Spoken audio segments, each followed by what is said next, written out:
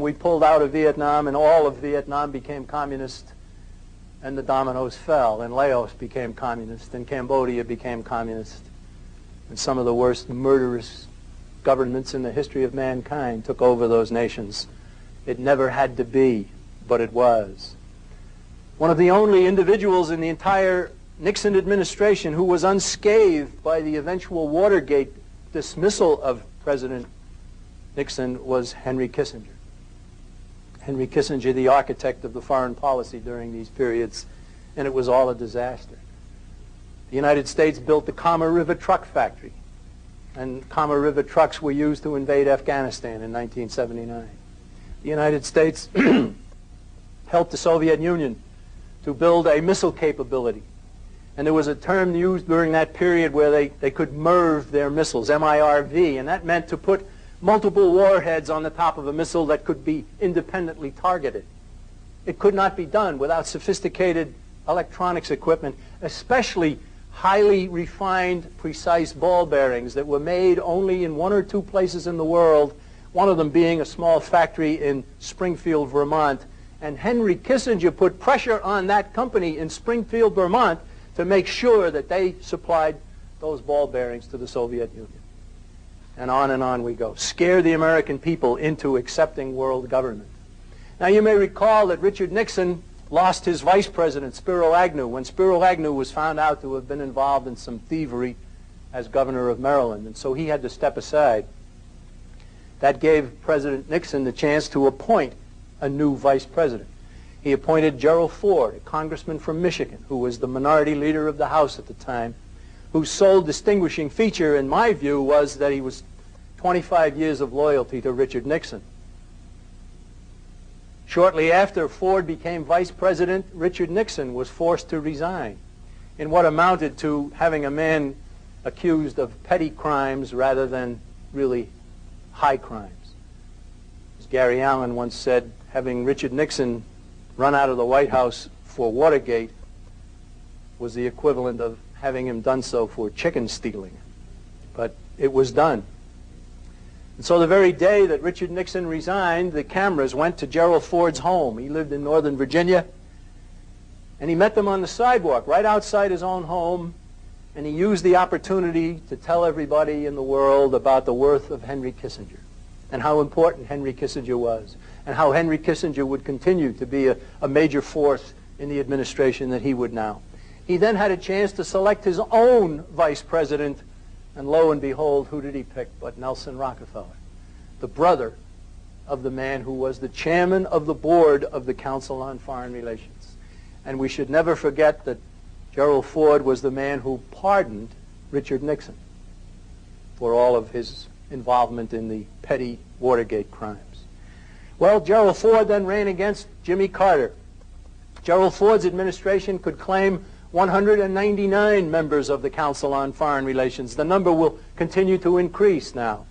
We see that as a man named Jimmy Carter offering himself as the Democrat nominee and telling the rest of the United States that he was an outsider, that he had no ties to the Eastern establishment. He even called them insiders. And he said, no, I'm an outsider. The man who was credited with devising the strategy that eventually landed Jimmy Carter in the White House was Hamilton Jordan. And a few weeks prior to the November 1976 election, Jordan said, if after the election you find Cyrus Vance as Secretary of State and Zbigniew Brzezinski as the head of national security, then I'd say we failed and I'd quit. You're going to see new faces and new ideas. Well, Jimmy Carter won the election. And after the election, he promptly named Cyrus Vance to be his Secretary of State and Zbigniew Brzezinski to be the head of national security. And Hamilton Jordan did not quit, as he said he would. But they were just a couple of the CFR members. Now, Carter had come to prominence without many people knowing about it because of his membership in a newly formed organization formed by David Rockefeller and Brzezinski in 1973, an organization called the Trilateral Commission. And so Carter picked as his running mate Senator Mondale, who was a member of the Trilateral Commission and the Council on Foreign Relations.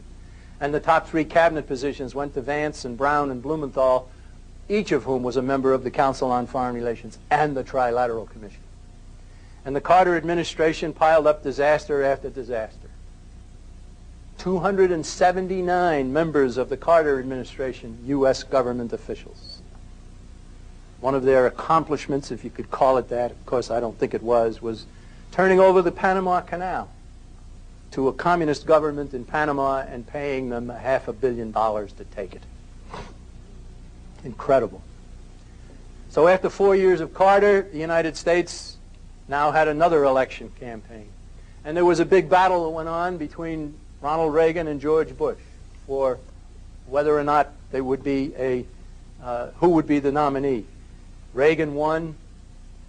One of the things that happened early in that was that in February of 1980, the New Hampshire primary, always the first primary, of course, the very day of the voting, before the votes had been counted, Ronald Reagan fired his longtime aide and campaign manager, John Sears, and appointed a man named William J. Casey to be his campaign manager from henceforth.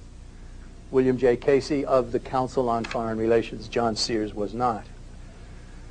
CFR got big posts, Alexander Haig, and then George Shultz as Secretary of State, Donald Regan, Malcolm Baldrige, Caspar Weinberger, and the number of Council on Foreign Relations members in the Reagan administration rose to 257.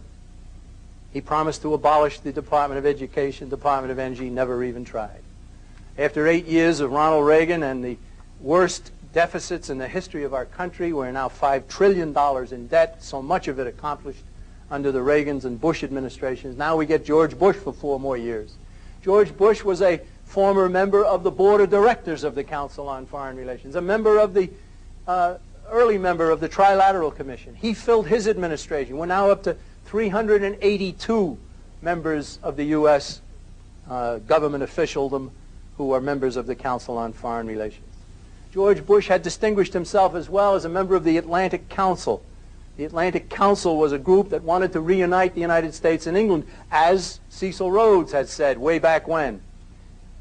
The Atlantic Council took a shot at all political forms and sovereignties developed in the 18th and 19th century in its actual policy statement. Now that's referring to the United States Constitution, isn't it?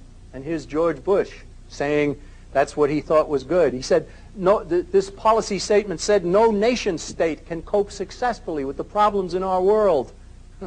Honestly, yes, indeed. And then George Bush, of course, began to popularize New World Order and the war against Iraq. Well, then we ended up with Bill Clinton, didn't we? After 4 years of George Bush, a Rhodes Scholar, Council on Foreign Relations member, Trilateral Commission member. Very interesting thing happened as Clinton was seeking the nomination. There were several other combatants for that.